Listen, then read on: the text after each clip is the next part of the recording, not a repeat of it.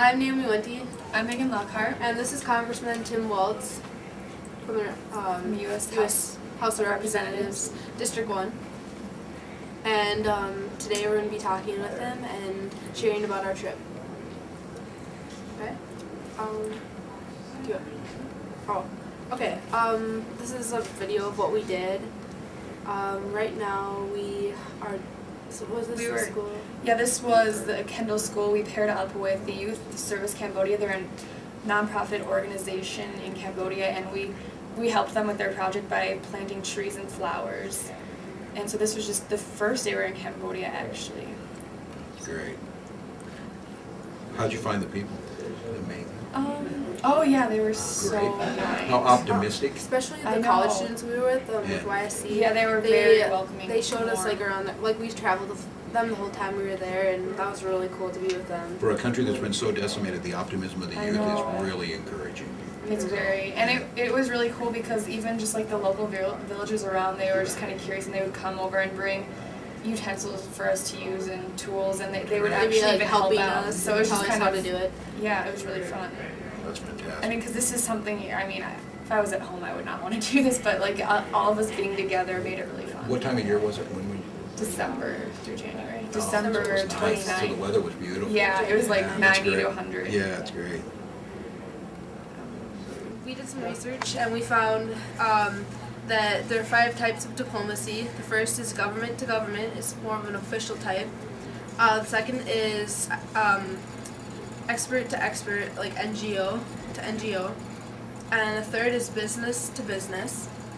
The fourth is citizen to citizen, and that's the type of diplomacy that we were performing.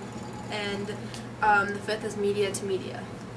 And our question is, what can we do to improve official diplomacy between Cambodia and the United States when the United States is so much more powerful and has more power and everything, and how can we work better together?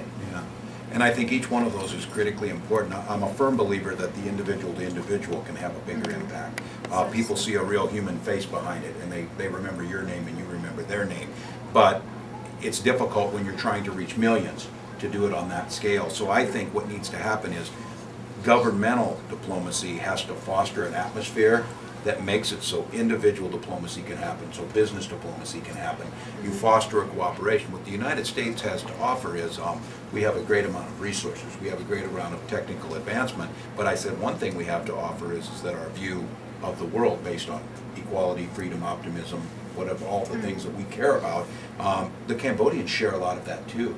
So we need to make sure that we're fostering a climate that that makes sure the rule of laws are being followed and that people have the opportunity to share it amongst them. So, because I am an absolute believer of what you did and what your project did, can't be measured in terms of how much goodwill it brings.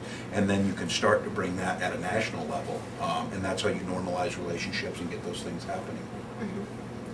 Okay. And I had a question. What are steps the Cambodian government can do to bring such a poor country to prosper once more? Well, I think one of the things that, and I know you maybe were struck by this too, the entrepreneurial spirit of people in Cambodia is amazing. As you said, either renting, trying to pick up and build an economy based on the need that's there. I think what the Cambodian government can do, and I know I saw a statistic on this, this is a few years outdated, 2001, but the entire road budget for the country of Cambodia was about $4 million. Which would build about 2 miles of road here in the United States. And this is for the entire country. So one of the things that I think the Cambodian people can do is, and the government especially, is start to secure that infrastructure so it makes it easier. And I think you witnessed they're starting to do that. They have one of the world's greatest national treasures in Angkor Wat. And the ability to have people to go and see this legacy and have pride in that culture that was there. They're starting to do that. And then it's a fine line between building too many hotels and getting too many tourists and showcasing your culture. But I think that's a big thing they can do because the infrastructure in Cambodia is definitely difficult now. Okay. And then the final question that we have is, how do you make a difference in a government that's so corrupt, such as Cambodia? Yeah, you have to be able to hold them accountable, and that's where I think that the United States has somewhat in recent years given up some of its leverage. We've gone to something called fast-track trade deals where we simply don't ask to hold these governments accountable. And if we're going to trade with you, and we want to, and we want you to trade with us, but to do so, you're going to make sure you don't abuse your children, and you have labor laws that make sure child labor, make sure a living wage is paid, make sure you're taking care of your environment. If you do those things, that you force the government and the corrupt officials to be responsible for that. And I think that's where you can put leverage on them, because they want to see, many of them want to see their country prosper, but the corrupt ones need to be able to be isolated out and hold them accountable. Right. Well, thank you very much. Well, this is a fantastic project, and once again, I think thanking RCTC for bringing this opportunity. We have, as myself as an educator and now as the congressional representative for the 1st District here in Minnesota, this is exactly the type of thing that fosters goodwill around the world. It raises the United States standard. It brings us closer to solution on some of our most pressing problems. So thank you both for participating in doing it. This is a step towards a better world, and I said I feel in good hands with your generation. Thank you. Thank you. Thanks a lot.